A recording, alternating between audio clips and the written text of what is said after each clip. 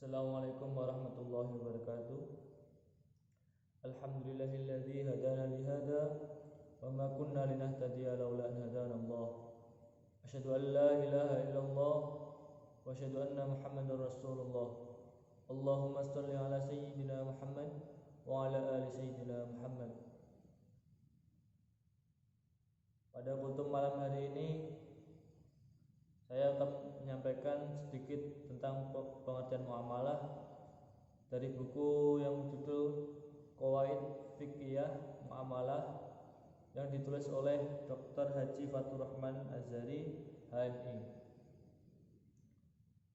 Pengertian muamalah secara etimologi, kata muamalah berasal dari amala yu'amilu muamalatan, berarti saling bertindak, saling berbuat, saling mengamalkan. Sedangkan pengertian secara terminologi, muamalah dapat dilihat sebagai muamalah secara luas dan muamalah secara sempit. Pengertian muamalah secara luas, Al-Dimyati memberikan rumusan at-tahsilu dunyawi liyakuna sababal akhiri, menghasilkan duniawi supaya menjadi sebab suksesnya masalah ukhrawi. Muhammad Yusuf Musa mengatakan muamalah adalah peraturan-peraturan Allah yang harus diikuti dan ditaati dalam hidup bermasyarakat untuk menjaga kepentingan manusia. Dari pengertian tersebut, berarti muamalah secara luas adalah segala peraturan yang diciptakan Allah untuk mengatur hubungan manusia dengan sesamanya dalam hidup dan kehidupan di dunia atau pergaulan sosial untuk mencapai suksesnya kehidupan dunia dan akhirat. Adapun muamalah dalam arti sempit, Hudhoribeh memberikan rumusan pengertian yaitu al-muamalatu jami'ul uqudi allati biha yatabadalu manafi'ahu. Muamalah adalah semua akad yang membolehkan manusia saling menukar manfaat. Sedangkan ulama yang lain, Rashid Ridho, memberikan pengertian yaitu muamalah adalah tukar menukar barang atau sesuatu yang bermanfaat dengan cara-cara yang telah ditentukan. Dari pengertian muamalah secara sempit dapat dipahami bahwa muamalah itu adalah aturan-aturan Allah yang mengatur hubungan manusia dengan sesamanya dalam kaitannya untuk memperoleh dan mengembangkan harta benda. Al-Fikri membagi muamalah secara sempit kepada dua bagian, yaitu yang pertama al-muamalah al-madiyah, yaitu muamalah bersifat kebendaan karena objek fikih muamalah adalah harta benda yang halal, yang haram dan yang syubhat untuk diperjualbelikan. Hasbi Asyidiki mengatakan yang dimaksud dengan harta adalah nama bagi selain manusia, dapat dikelola, dapat dimiliki, dapat diperjualbelikan dan berharga. Yang kedua, al-muamalah al-adabiyah. Maksud dalam bagian ini adalah saling meridhoi dalam bermuamalah, tidak ada keterpaksaan dari salah satu pihak, kejujuran, penipuan, pemalsuan, dan segala sesuatu yang bersumber dari indera manusia yang ada kaitannya dengan peredaran harta dalam kehidupan masyarakat yang berhubungan dengan akhlak dalam bermuamalah.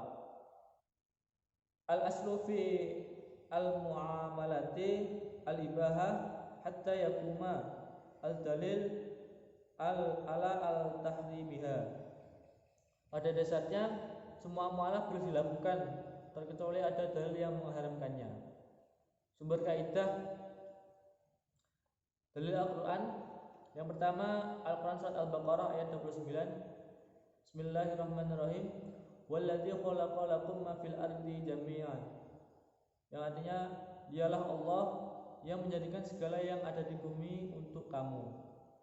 Yang kedua, Al-Quran surah Al-Maidah ayat 87.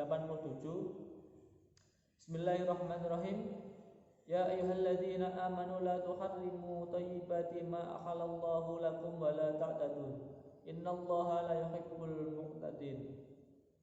Yang artinya, hai orang-orang yang beriman, janganlah kamu haramkan apa-apa yang baik yang telah Allah halalkan bagi kamu, dan janganlah kamu melampaui batas Sesungguhnya Allah tidak menyukai orang-orang yang melampaui batas. Kemudian dari hadis Rasulullah, yang pertama hadis riwayat Al-Baihaqi dari Ubaid bin Amir, qala Rasulullah sallallahu alaihi wasallam,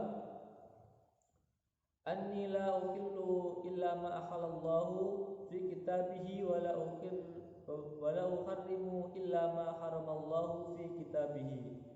Yang artinya Rasulullah sallallahu alaihi wasallam berkata bahwasanya aku tidak menghalalkan apa yang dihalalkan Allah dalam kitabnya dan tidak mengharamkan kecuali apa yang diharamkan Allah dalam kitabnya. Yang kedua dari hadis riwayat Baihaqi dari Abi Darda, ma halallahu fi kitabihi fa huwa halalun wa ma harama fa huwa haramun wa ma sakata anhu fa huwa afiyatun faqbalu minallahi ala afiyatahu fa innallaha lam yakun nasiya. Yang artinya apa-apa yang dihalalkan Allah adalah halal dan apa-apa yang diharamkan Allah adalah haram dan apa-apa yang didiamkannya adalah dimaafkan. Maka terimalah dari Allah pemaafannya. Sesungguhnya Allah tidak melupakan sesuatu pun. Yang ketiga hadis riwayat Muslim dari Anas, antum a'lamu bi amri dunyakum, kamu lebih mengetahui tentang urusan keduniaanmu.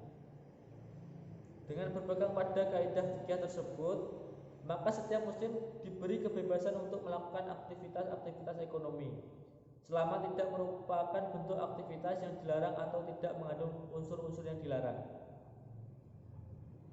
Hukum pokok ibadah menyatakan bahwa segala sesuatu dilarang dikerjakan kecuali ada petunjuk di dalam Al-Quran dan atau sunnah untuk mengerjakannya. Oleh karena itu, masalah-masalah ibadah tata caranya telah diatur dengan terperinci sehingga dilarang melakukan penambahan atau perubahan. Sedangkan hukum pokok muamalat adalah bahwa segala perbuatan muamalah dibolehkan kecuali ada larangan dalam Al-Quran dan Sunnah. Dengan demikian terdapat lapangan yang luas dalam bidang muamalah. Penyebab dilarangnya suatu transaksi adalah disebabkan karena faktor-faktor. Pertama, haram zatnya. Yang kedua, haram selain zatnya. Yang ketiga, tidak sah atau tidak lengkap akadnya. Transaksi yang tergolong ke dalam transaksi yang haram zatnya adalah transaksi dilarang karena objek atau barang dan jasa atau jasa yang ditransaksikan dilarang. Misalnya bangkai selain bangkai ikan dan belalang, daging babi dan lainnya. Karena makanan itu adalah haram dimakan, sebagaimana diterangkan dalam Al-Quran pada surah Al-Maidah ayat ketiga, yang artinya diharamkan bagimu memakan bangkai, darah daging babi atau daging hewan yang disembelih atas nama selain Allah, yang tercekik, yang terpukul, yang jatuh, yang ditanduk dan diterkam binatang buas, kecuali yang sempat kamu menyembelihnya, dan atau diharamkan bagimu yang disembelih untuk berhala, dan atau diharamkan juga mengundi nasib dengan anak panah atau mengundi nasib dengan anak panah itu adalah kefasikan. Sedangkan transaksi yang tergolong ke dalam transaksi yang haram selain zatnya, yakni karena transaksi tersebut melanggar prinsip at-taradin minkum. Para fuqaha menerangkan secara umum faktor penyebab muamalat yang diharamkan yaitu pertama faktor kezaliman, kedua gharar atau penipuan, yang ketiga riba, yang keempat risiwah atau suap, yang kelima perjudian, dan keenam ketidakabsahan akad. Alhamdulillah, kita telah dengarkan sedikit tentang pengertian dari muamalah. Kurang lebihnya dari saya mohon maaf. Billahi taufiq wal hidayah. Assalamualaikum warahmatullahi wabarakatuh.